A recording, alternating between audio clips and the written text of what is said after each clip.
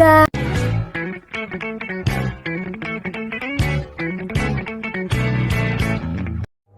Assalamualaikum warahmatullahi wabarakatuh. Perkenalkan, nama saya Aliza Fitria Dewi.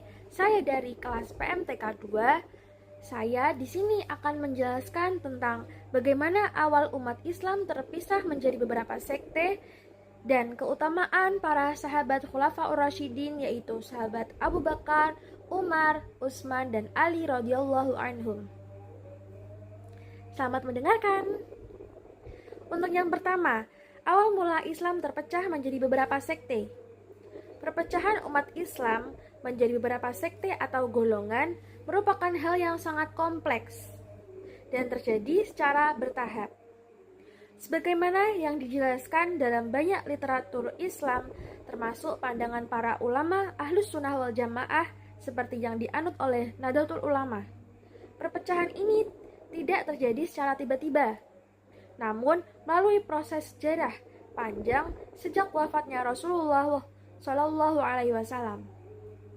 Awal mula Islam terpecah dapat ditelusuri dari peristiwa suksesi kepemimpinan setelah wafatnya Rasulullah Shallallahu Alaihi Wasallam. Saat itu, sebagian sahabat segera mengangkat Abu Bakar As-Siddiq sebagai khalifah dalam peristiwa di Saqifah Bani Sa'idah ya benar. Meskipun pada akhirnya kaum Muhajirin dan Ansor sepakat menerima kepemimpinan Abu Bakar, namun dari peristiwa ini mulai terlihat adanya perbedaan pandangan tentang siapa yang berhak menjadi pemimpin umat setelah Rasulullah SAW wafat. Setelah masa kepemimpinan Khulafaur Rasyidin, khususnya setelah terbunuhnya Khalifah Utsman bin Affan, perpecahan umat semakin tampak jelas. Dalam masa pemerintahan Sayyidina Ali bin Abi Thalib juga terjadi peristiwa Perang Jamal dan Perang Siffin yang mengakibatkan munculnya 3 kelompok besar dalam Islam, yaitu Ahlus Sunnah wal Jamaah, Syiah, dan Khawarij. Ahlus Sunnah wal Jamaah itu sendiri golongan yang tetap berpegang teguh kepada ajaran Rasulullah SAW dan para sahabat, dan tidak berlebihan dalam menilai tokoh-tokoh Islam. Golongan ini kelak menjadi mayoritas umat Islam dan termasuk di dalamnya adalah para pengikut mazhab 4, yaitu mazhab Syafi'i, Maliki, Hambali, dan Hanafi, yang di Indonesia dikenal melalui NU. Yang kedua, ada Syiah. Golongan ini menganggap bahwa kepemimpinan adalah setelah Rasulullah SAW seharusnya diberikan kepada Ali bin Abi Thalib dan para keturunannya. Mereka memiliki pandangan yang berbeda dalam hal imamah atau kepemimpinan dan cenderung menolak kepemimpinan Abu Bakar, Umar, dan Utsman. Untuk yang ketiga yaitu golongan Khawarij.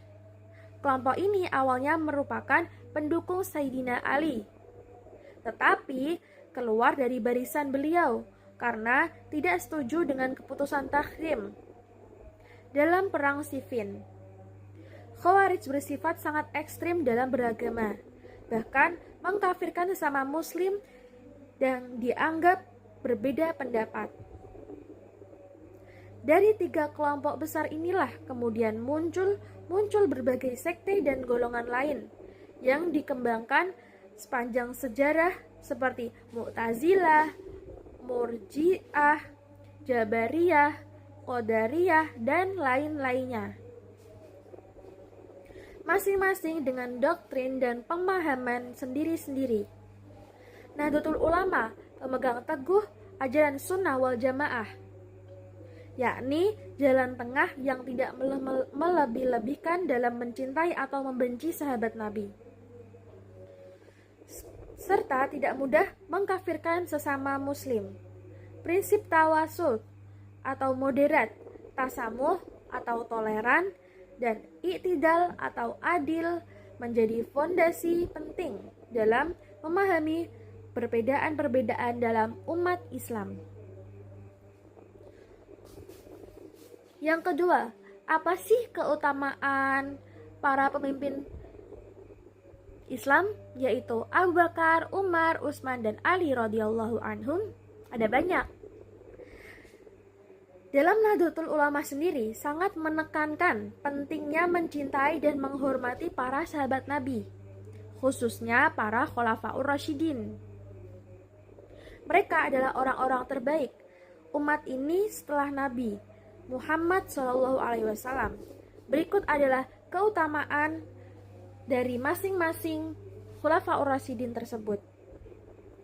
Yang pertama, dari Abu Bakar As-Siddiq radhiyallahu anhu. Abu Bakar adalah orang pertama yang masuk Islam dari kalangan laki-laki dewasa.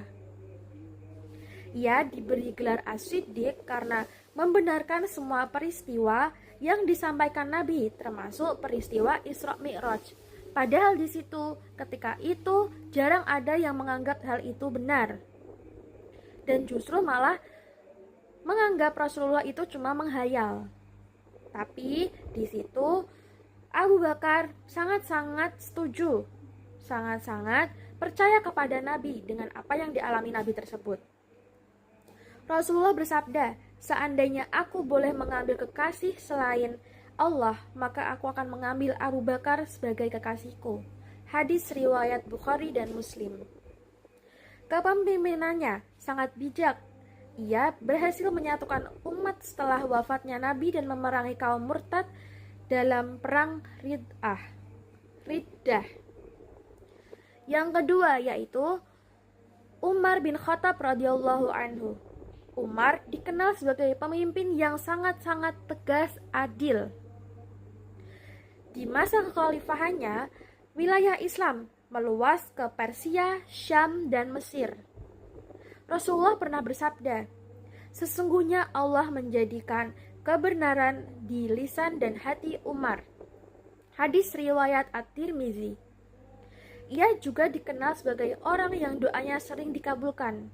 Bahkan dalam ayat-ayat Al-Quran pun yang turun sesuai dengan pendapatnya. Seperti ayat yang tentang hijab dan tawanan perang Badar. Untuk yang kedua, Utsman bin Affan radhiyallahu anhu.